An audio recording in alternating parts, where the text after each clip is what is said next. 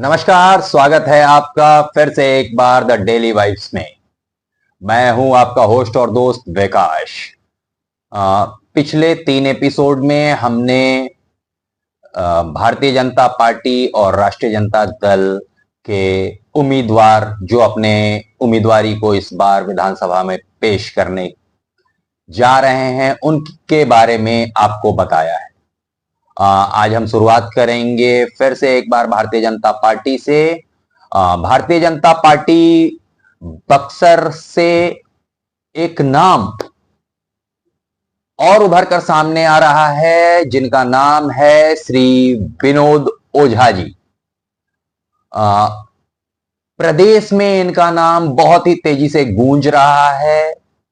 ये 1980 से अखिल भारतीय विद्यार्थी परिषद से जुड़े थे और इन्होंने एमए एलएलबी कर रखा है। 87 में इन्होंने अपनी एलएलबी की डिग्री कंप्लीट की और उसके बाद ये राज्य सरकार की सेवा में चले गए। इन्होंने अभी तक 7500 से 8000 लोगों का मुख्यमंत्री चिकित्सा फंड के थ्रू इलाज कराया है। आजकल बक्सर में पोस्टर्स जो नजर आ रहे हैं उनमें भी श्री विनोद ओझा जी का नाम प्रमुख रूप से आ रहा है। और सबसे बड़ी बात है कि सभी पुराने जिलाध्यक्ष का उन पोस्टरों में फोटो नजर आ रहा है। सबको साथ लेकर चलने वाले एक बहुत ही सौम्य और वरिष्ठ कार्यकर्ता है श्री विनोद ओझा जी।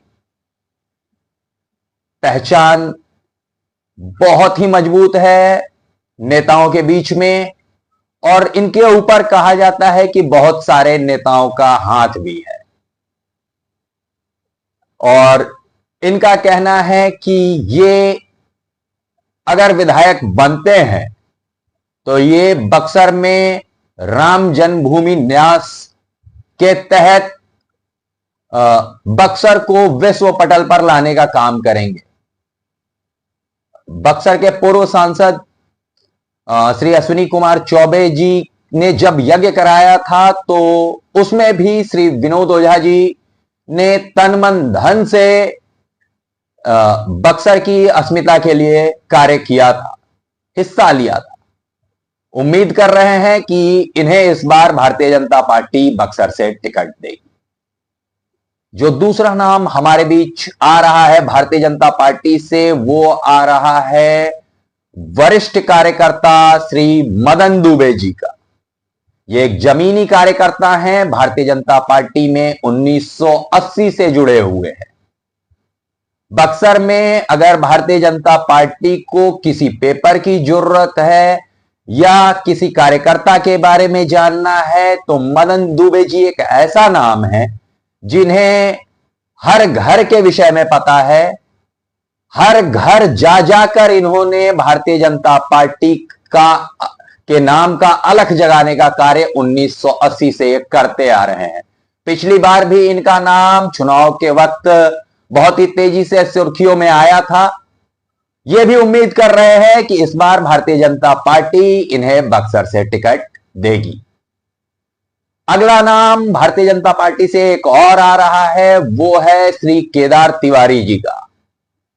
इन्होंने भारतीय जनता पार्टी में विभिन्न भूमिकाएं निभाई हैं।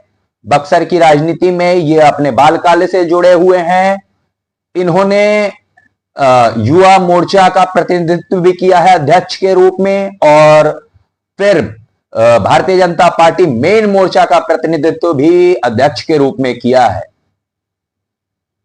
लोगों के बीच खासी लोकप्रिय हैं और एक बहुत ही वरिष्ठ कार्यकर्ता हैं।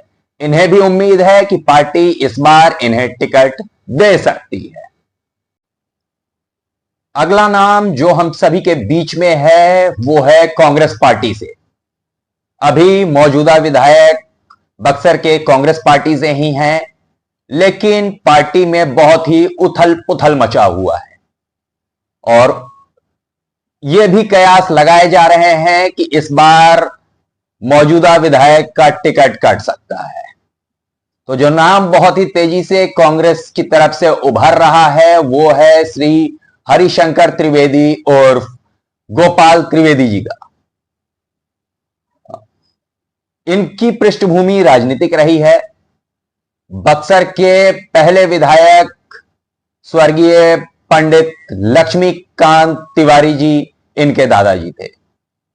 उसके बाद इनके बड़े पिताजी भी मंत्री भी रहे हैं बिहार सरकार में और विधायक भी रहे हैं, और उन्होंने 1977 में भी चुनाव जीता था जब कांग्रेस पार्टी की पूरे भारत में जोरदार हार हुई थी।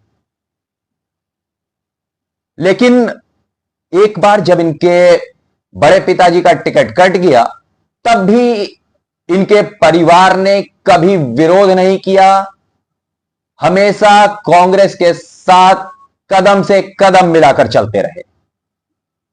और अब जबकि मुन्ना तिवारी जी का टिकट कटने की उम्मीद लगाई जा रही है तो कांग्रेस में इनका नाम बहुत ही तेजी से चर्चा में आ रहा है।